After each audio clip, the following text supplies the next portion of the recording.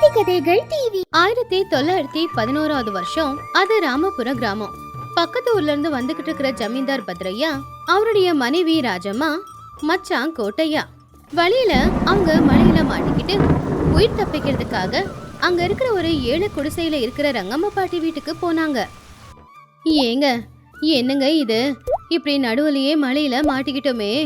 விலை அதிகமான என் பட்டு புடவையெல்லாம் மழையில நனைஞ்சு போச்சு. வழியெல்லாம் ஒரே சேரு. இப்ப வண்டியும் கெட்டு போச்சு. ஆனா பக்கத்தூரு கல்யாணத்துக்கு போய் ராத்திரியோட ராத்திரியா கிளம்பணும். கொஞ்சம் பொறுமையா தான் கிளம்புனா என்ன? என் பேச்ச கேட்டாதானே. இப்ப நடுவுலயே மாட்டிக்கிட்டோமே. இரு ராஜம்மா, எதுக்கு எல்லா கோவத்தையும் என் மேல கொட்டுற? மேகமூட்டமா இருக்கு. மழை வர்றதுக்கு முன்னாடி ஊருக்கு போலான்னு நான் கிளம்பினேன்.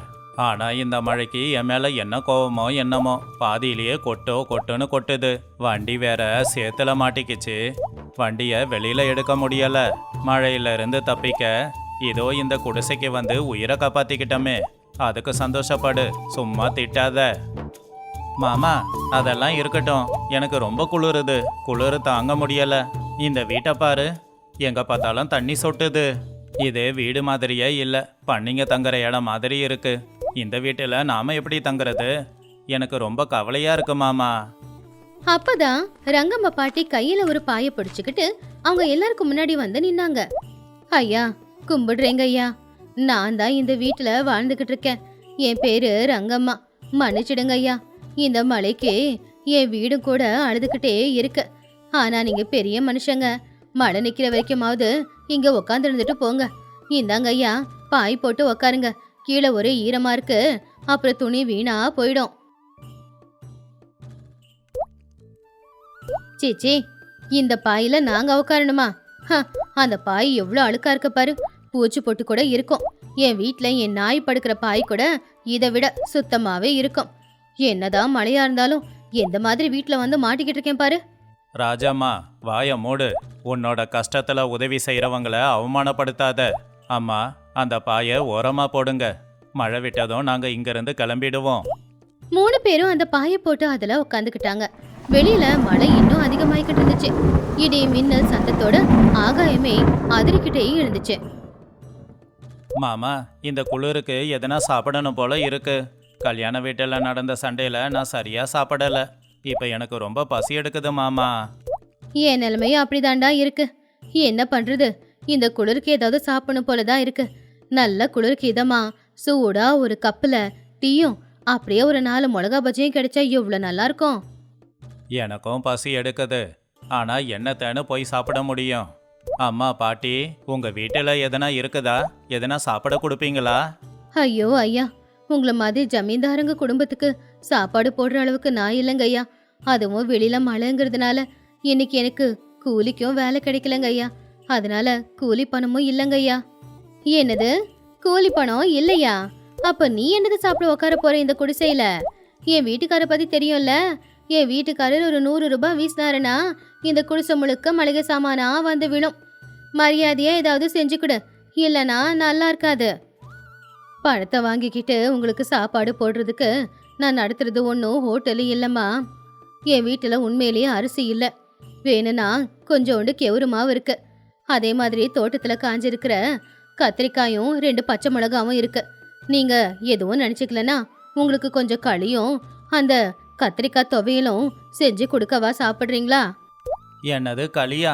சீச்சி, அது ஆடு மாடு சாப்பிட்றது. பட்டணத்துல எங்க வீட்டு வேலைக்காரங்க தான் அது எல்லாத்தையும் சாப்பிடுவாங்க. நாங்க எப்படி சாப்பிட முடியும்? வாய மூடுடா. பசிக்கிற நேரத்துல இந்த களி கிடைக்கிறதே பெரிய விஷயம். ஆடும் மாடும் சாப்பிட்றத மனுஷங்க சாப்பிடக்கூடாதுன்னு சட்டம் இருக்கா? ஏம்மா, நீங்க ஏதாவது பண்ணி கொடுங்க. நான் போகும்போது என்கிட்ட 10 ரூபாய் இருக்கு. அதை உங்களுக்கு கொடுத்துட்டு போறேன். பணம் எனக்கு எதுக்குங்க ஐயா? வீட்டுக்கு யாரு வந்தாலும் நம்ம கிட்ட இருக்கிறத வச்சு அவங்களுக்கு சாப்பாடு போட்டு அனுப்புறது தான் எங்க குடும்ப வழக்கம். இந்த 10 ரூபாவன்னு வச்சுக்கிட்டு நான் என்ன பண்ண போறேன்? அதை உங்ககிட்டயே வச்சுக்கோங்க. ஒரு 10 நிமிஷம் இருங்க, இதை இப்ப சமையல் பண்ணிடுறேன். ரங்கம்மா சமைக்கிறதுக்காக அவங்க சமையலறைக்குள்ள இருந்து அடுப்பு கிட்ட போனாங்க. கூரையில இருந்த தண்ணி அடுப்புல இருந்த விறகுல சொட்டினதுனால விறகு கொஞ்சமா நனைஞ்சு போச்சு. அவங்க எப்படியோ கஷ்டப்பட்டு அடுப்பை பத்த வச்சாங்க. ஐயோ, என்ன இது புகை? உனக்கு அடுப்பு பத்த வைக்க வருமா வராதா? வீடு முழுக்க புகையாயிடுச்சு. ஐயோ, என் கண்ணெல்லாம் எரியுது. கோச்சிக்காதம்மா, தண்ணி கூரையிலிருந்து சொட்டி விறகு மேல விழுந்திருக்கு. அதான் விறகு கொஞ்சம் நனைஞ்சு போனதுனால புகை வருது. அடுப்பு பத்த வைக்கிறது கஷ்டம்தான், ஆனா உங்களுக்காக எப்படியாவது பத்த வைக்கிறேன் அப்படின்னு சொல்லி ரங்கம்மா பாட்டி தண்ணி அடுப்புல விழாம இருக்க குறுக்குல ஒரு துணியை கட்டி கஷ்டப்பட்டு அடுப்ப ஊதி ஊதி எப்படியோ கடைசியில எரிய வச்சுட்டாங்க. அதுக்கப்புறம் ஒரு பாத்திரத்தை வச்சு ஒரு பக்கம் களிய கிண்டிக்கிட்டு இருக்கும்போது இன்னொரு பக்கம் தோட்டத்துல இருந்து பறிச்சுட்டு வந்த கத்திரிக்காயும் நெருப்புல வெந்துகிட்டு இருந்துச்சு. மாமா, அந்த பாட்டி அடுப்புல கத்திரிக்காவை சுடும்போது நல்ல வாசம் வருதுல்ல, எனக்கு பசி அதிகமாகுது. ஆமாண்டா, நம்ம ஊர்ல எல்லாரும் கேஸ் ஸ்டவ்ல சமைக்கிறாங்க. ஏதேதோ மசாலா பொருள் எல்லாம் போடுறாங்க. என்ன போட்டாலும் கிராமத்துல சும்மா மிளகாவை தட்டி போட்டு சமைக்கிற குழம்பு மாதிரி கூட அது வராது. என்ன இருந்தாலும் கிராமத்து சமையலோட சுவையே வேற. நீங்க ரொம்ப அதிகமா தான் பேசுறீங்க. அவங்க என்னமோ கத்திரிக்காய் சுட வைக்கிறாங்களாம், அது வாசம் நல்லா இருக்கான். முதல்ல களி எப்படி சாப்பிட்றீங்கன்னு பாக்குறேன். இந்த களி தொண்டையில இறங்கணும்னா வயிற்றுக்குள்ள நல்லா பசி இருக்கணுமா. ஏழைங்களுக்கு இந்த களி அமிர்தம் மாதிரி, ஆனா பெரிய மனுஷங்களுக்கு இந்த களியை பார்த்தா சீப்போன்னு இருக்கும். இந்த மழை காலத்துல சுட சுட களியும் துவையிலும் வச்சு சாப்பிட்டா கண்ணுக்கு சொர்க்கமே தெரியுமா.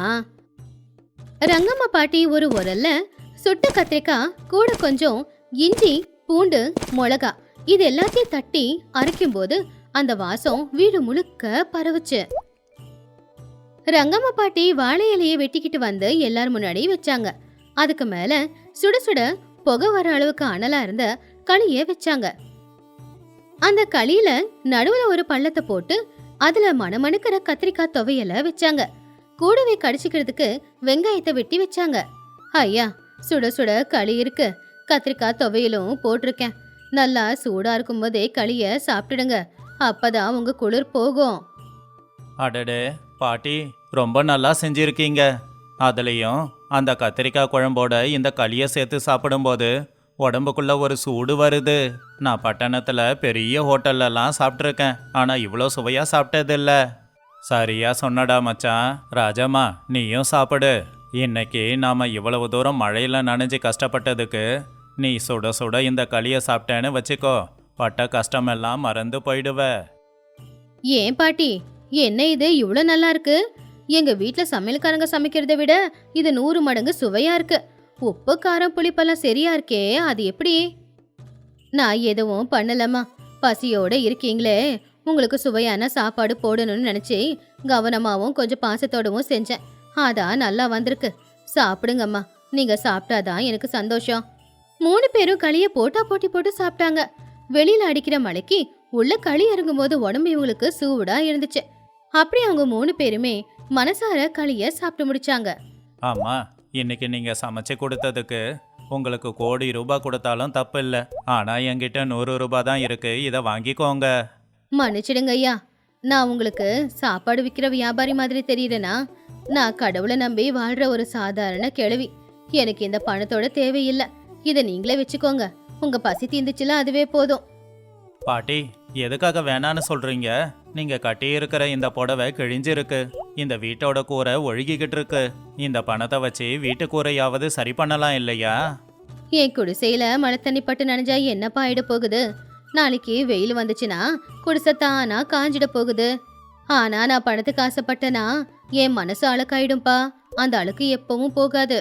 நீங்க மனசார சாப்பிட்டீங்க அப்படிங்கறதே எனக்கு போதும். அது 1000 ரூபாவுக்கு சமம். அம்மா, என்னை மன்னிச்சிடுங்க, நான் ரொம்ப தப்பா நடந்துக்கிட்டேன்ல. உங்க குடிசைக்குள்ள வந்ததும் இது ஒரு தரித்திர பிடிச்ச குடிசைன்னு நினைச்சேன். என் பட்டு புடவை அழுக்காயிடுச்சுன்னு நான் கவலைப்பட்டேன். ஆனா நீங்க உங்க புடவை முந்தானியால அந்த மழை தண்ணியை தடுத்து நெருப்ப பத்த வச்சு எங்களுக்கு வயிறார சமைச்சு போட்டீங்க. நீங்க கொடுத்த சாப்பாடுல வயிறு மட்டும் நிறையல, எங்க மனசும் நிறைஞ்சு போச்சு.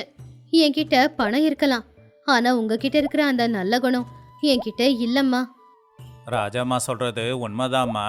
நீங்க எங்களுக்கு மனசார சாப்பாடு போட்டீங்க, கூடவே ஒரு பாடத்தையும் கற்றுக் கொடுத்தீங்க. வாழ்க்கைக்கு மனுஷங்க முக்கியம், பணம் முக்கியம் இல்லைன்னு. வெளியில மழை நின்னு போச்சு. விடிய காலையில அடிச்சு சூரியன் மெதுவா வெளியில வந்தான். அவங்க 3 பேருமே கிளம்பி வெளியில வந்தாங்க. அம்மா, மழை விட்டுடுச்சு, நாங்க கிளம்புறோம். ஆனா ஒன்று, என்னோட வீடு இனிமே உன்னோட வீடு. உனக்கு எப்போ வரணும்னு தோணுதோ நீ வரலாம். நாளைக்கே என்னோட வேலைக்காரங்களை அனுப்பி உன்னுடைய இந்த வீட்டை நான் சரி பண்ணி கொடுக்கறேன். அது என்னுடைய கடமை. ஆமா பாட்டி, நீ எங்களுக்கு சாப்பாடு போட்டிருக்க. நீ எங்களுக்கு அன்னபூரணா தேவி. ராஜம்மா அவ கழுத்துல இருந்த ஒரு தங்க சங்கிலியை எடுத்து ரங்கம்மா கையில கொடுத்தா. நான் பண்றது தானம் இல்ல ரங்கம்மா, நான் செய்யறது ஒரு சின்ன காணிக்க, வேண்டான்னு சொல்லாத. ரொம்ப சந்தோஷமா, நீங்க நல்லா இருக்கணும். பார்த்து பத்திரமா வீட்டுக்கு போங்க. பத்ரையா, கோட்டையா, ராஜம்மா 3 பேரும் நடந்து போய்கிட்டு இருந்தாங்க. பின்னாடி திரும்பி பார்க்கும்போது ரங்கம்மா சந்தோஷமா அவங்களுக்கு டாட்டா காட்டி அனுப்பிக்கிட்டு இருந்தாங்க. ராஜம்மாவுக்கு இப்ப அவ பட்டுப்படவையில ஒட்டிக்கிட்டு இருக்கிற அந்த சேரு அசிங்கமாவே தெரியல. அவங்க எல்லாரும் மனசார ரொம்ப சந்தோஷமா சுத்தமா போய்கிட்டு இருந்தாங்க. அப்படி அன்னைக்கு ராத்திரி ராமபுரம் ஜமீன்தாருடைய குடும்பத்துக்கு ஒரு பாடத்தை கத்து கொடுக்காதா அந்த மழை வந்த மாதிரி இருந்துச்சு. ஒரு வயசான பாட்டியோட வீட்டுல ஒரு நாள் இரவு தங்கி வாழ்க்கைக்கு தேவையான முக்கியமான பாடத்தை கத்துக்கிட்டு அவங்க வீட்டுக்கு போனாங்க. பாட்டி எதுவும் எதிர்பார்க்காம செஞ்ச அந்த உதவி பாட்டிக்கு நல்ல பேரு வாங்கி கொடுத்துச்சு. கொஞ்ச நாளுக்கு அப்புறமா அவங்க சொன்ன மாதிரியே பாட்டியோட குடிசைய ஓட்டு வீடா மாத்தி கொடுத்தாங்க. அப்புறம் பாட்டிக்காக ஆடு மாடு கோழி எல்லாத்தையுமே அவங்களுக்காக வாங்கி கொடுத்தாங்க. முன்னொரு காலத்துல கிருஷ்ணபுரம் அப்படிங்கிற ஊருக்கு பக்கத்துல இருந்த ஒரு சின்ன கிராமம் அது. அந்த ஊருக்கு நடுவுல ஒரு பெரிய ஆலமரம், அந்த ஆலமரத்துக்கு ஒரு மரபுந்தும் இருந்துச்சு. அந்த ஊர்ல பத்ரையாவோட மனைவியான ராஜம்மா, அப்படியே ரங்கையாவோட மனைவியான சீதம்மா எல்லாரும் வாழ்ந்துகிட்டு இருந்தாங்க. ஒரு நாள் ராத்திரி 8 மணி இருக்கும். அப்ப இருட்டிலேயே உக்காந்துக்கிட்டு ராஜம்மா ரகசியமா, ஏங்க கேக்குதா? அந்த ஜன்னல் கதவை இறுக்கமா மூடுனீங்களா இல்லையா? இந்த ஊர்ல இருக்கிற செவருக்கும் கூட காது இருக்கு.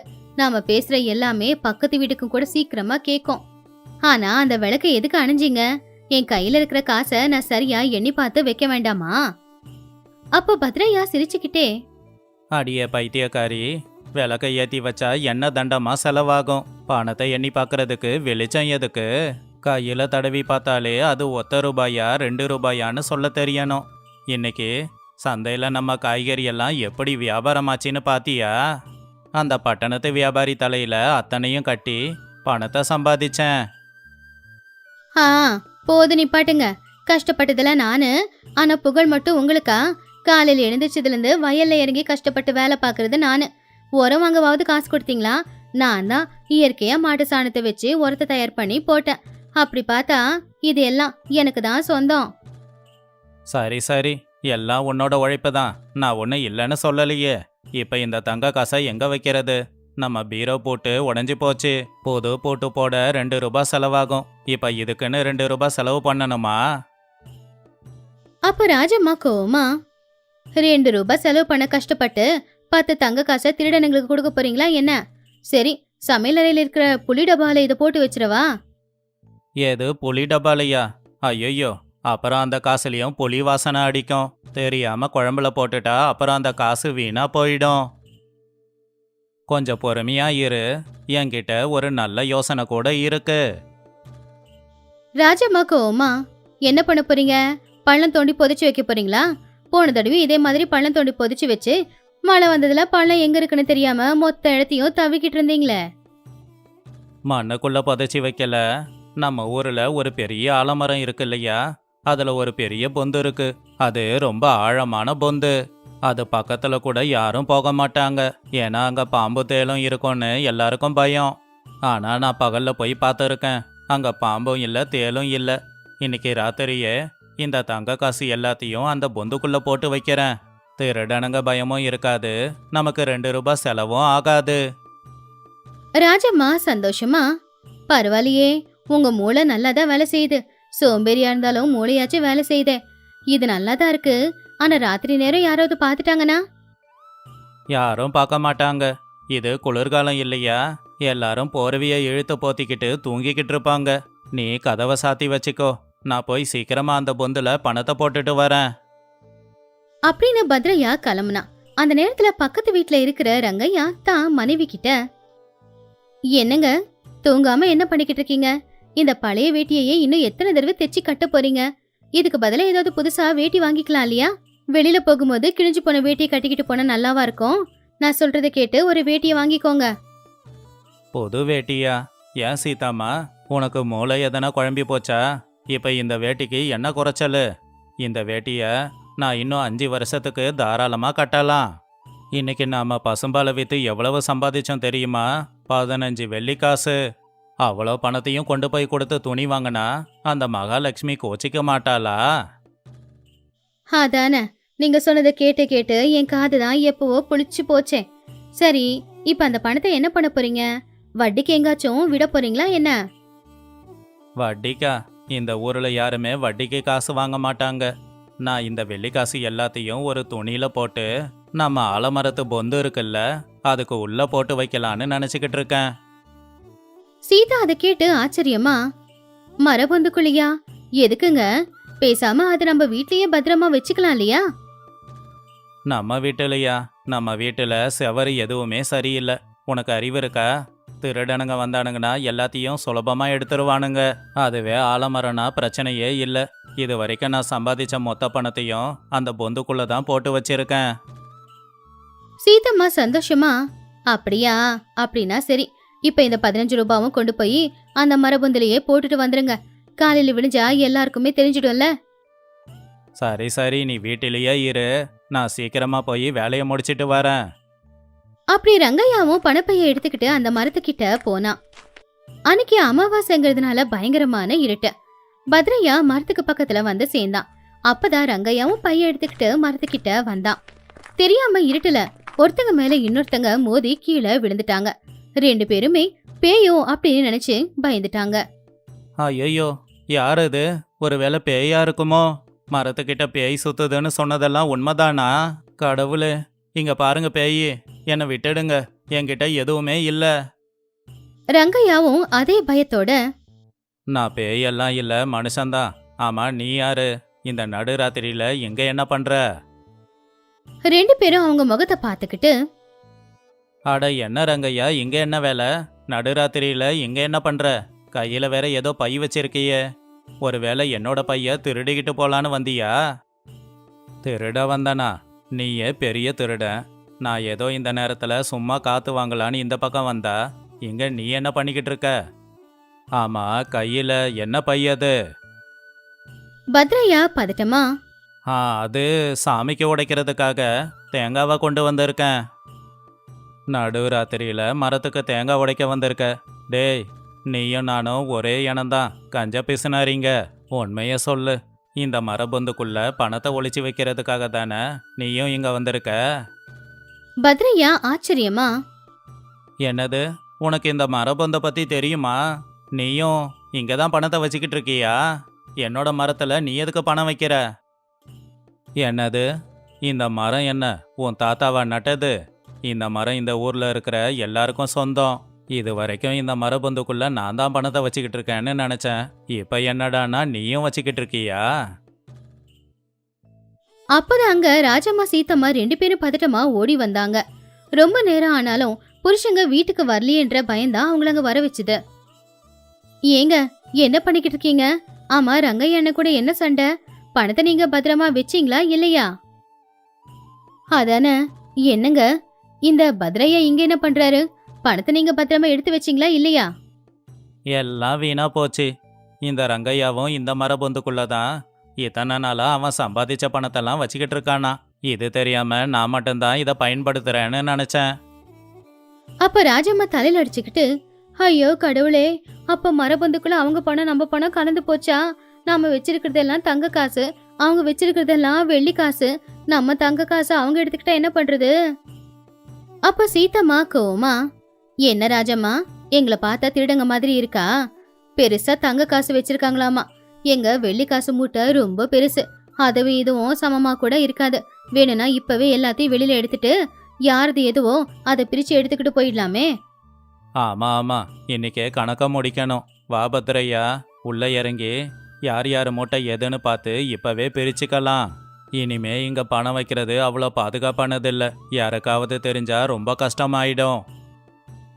பத்ரையா ரங்கையா 2 பேருமே சரி அப்படின்னு அந்த மரபொந்து கிட்ட போனாங்க. அப்போ பத்ரையா அந்த மரபொந்துக்குள்ள கைவிட்டு பார்த்தான். அந்த மரபொந்து ரொம்ப ஆழமா இருந்துச்சு. அவனுக்கு எந்த ஒரு பையும் கைக்கு கிடைக்கல. என்ன ரங்கையா இது? உள்ள எவ்வளோ நீளமா கை போகுது. இவ்வளோ நீளமா கை போனாலும் பை எதுவுமே கிடைக்கலையே. பழைய பையெல்லாம் எங்க போச்சு? இந்த பக்கம் வாடா. என்ன நாடகம் ஆடுறியா?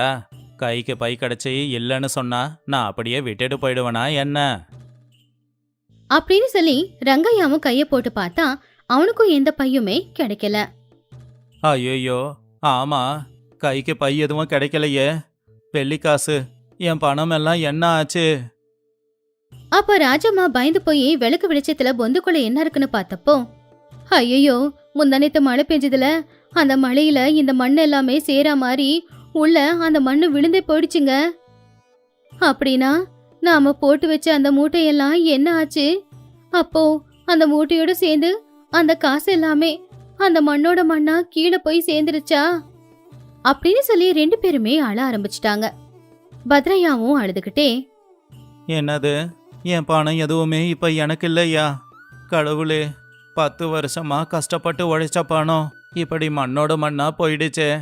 நான் என்ன தப்பு பண்ணேன்னு எனக்கு இவ்வளோ பெரிய தண்டனையை கொடுத்துருக்க? என்னோட நிலைமையும் அதுதான்டா பத்ரையா. கஷ்டப்பட்டு உழைச்ச பணத்துல ஒரு பண்டிகைக்கு புது துணி கூட வாங்காம சேர்த்து வச்சேன். இப்ப அது எனக்கும் இல்லாம என் குடும்பத்துக்கும் இல்லாம யாரோ எடுத்துக்கிட்டாங்க. அப்போ ராஜம்மா கவலையா, ஏங்க, எனக்கு என்னமோ இது நம்ம கடவுள் நமக்கு கொடுத்த தண்டனை தான் தோணுது. நமக்காகவும் செலவு பண்ணிக்காம உதவின்னு கேட்டு வந்தவங்களுக்கு உதவி பண்ணாம பணத்தை சேர்த்து வைக்க பார்த்தோம் இல்லையா? அதனாலதான் அந்த பணம் இப்போ நமக்கு இல்லாமலேயே போயிடுச்சு.